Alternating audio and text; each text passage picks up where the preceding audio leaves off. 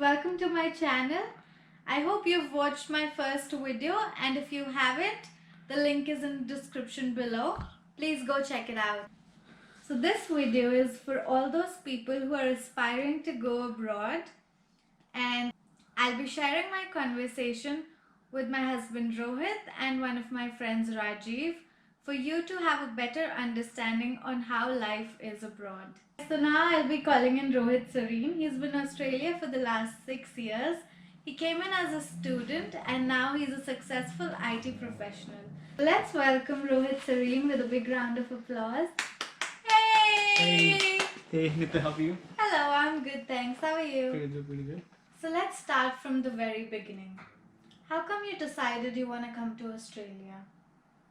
So, I guess I completed my bachelor's in 2013 somewhere. Yeah. I'm from Delhi, and my mom and dad said, Rohit, we are stable enough for you to. We can sponsor your education, so you should do your master's. So, I guess that's what this had me decided that I have to pursue my master's, and one of the countries that I wanted to study was Australia. So, yes, that's how I'm in Australia now. Okay, were there any specific reasons why Australia though? I guess we had a couple of options in our mind. There were 2 or 3 countries: US, Canada, and Australia. And then the university that I got into was Australian National University in Australia, and which was in a better ranking as compared to other universities. So I thought, let's go to Australia. Yeah. Okay. So, how was the feeling like when you traveled, like when you boarded your first flight to Australia? So I guess for me, it was in 1996 when I traveled with my family to Europe and other certain places. And after that, I didn't travel anywhere. And even domestically, after 1996, I've never onboarded a flight. So this time it was.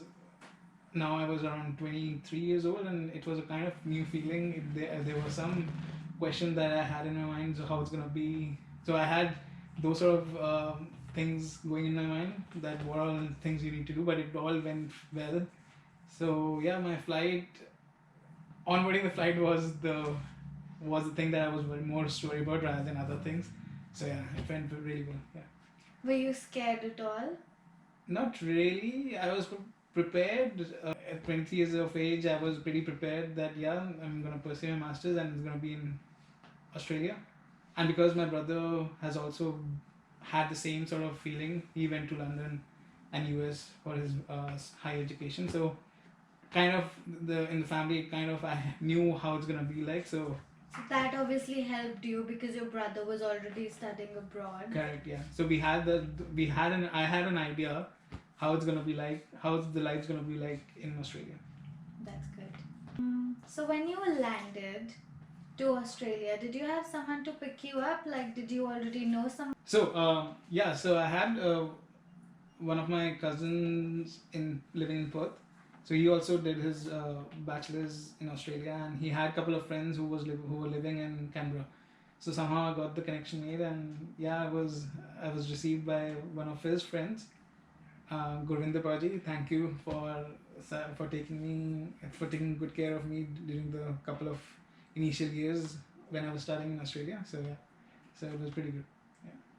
So obviously a big friend circle does help.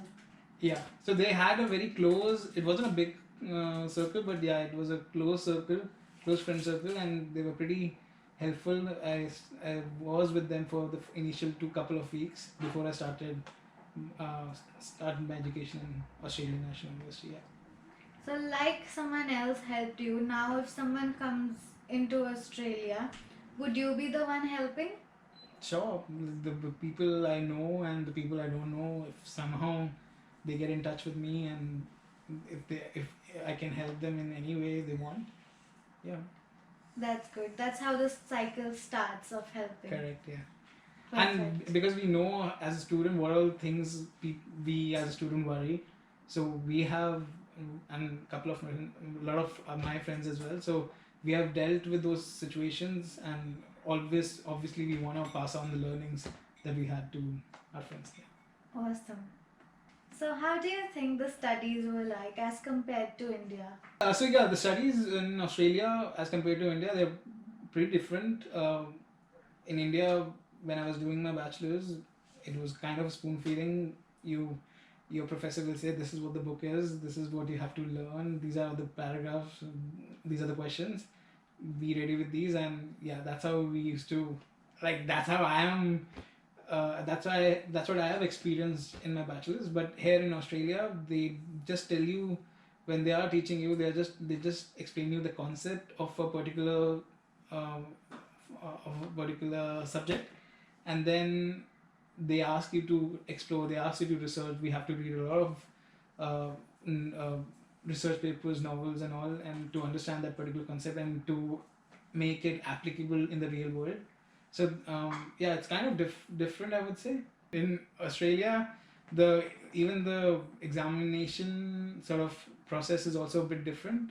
We used to have we used to write different research papers, different essays, and all as a part of our curriculum, and then there used to be some of the subject there used to be MCQ questions, which was kind of easy. So I guess yeah, they're kind of both different, and I've enjoyed both of them. Yeah. Perfect. What all challenges did you face when you came to Australia?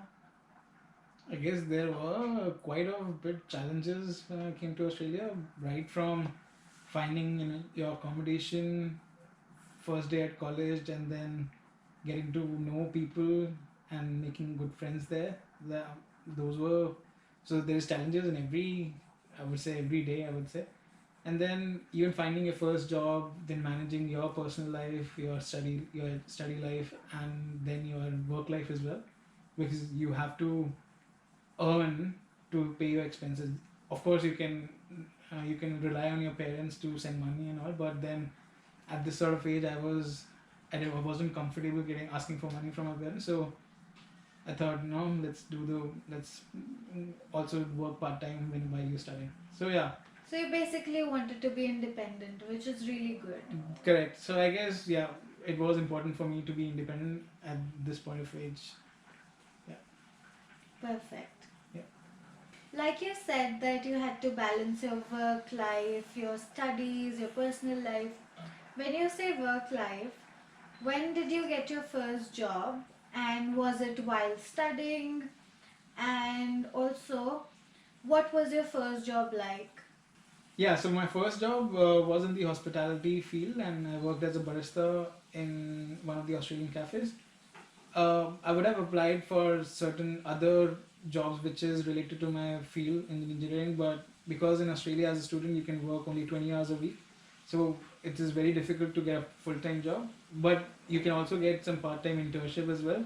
That were difficult to find, but I finally got a barista job in an Australian cafe. Yeah. Awesome.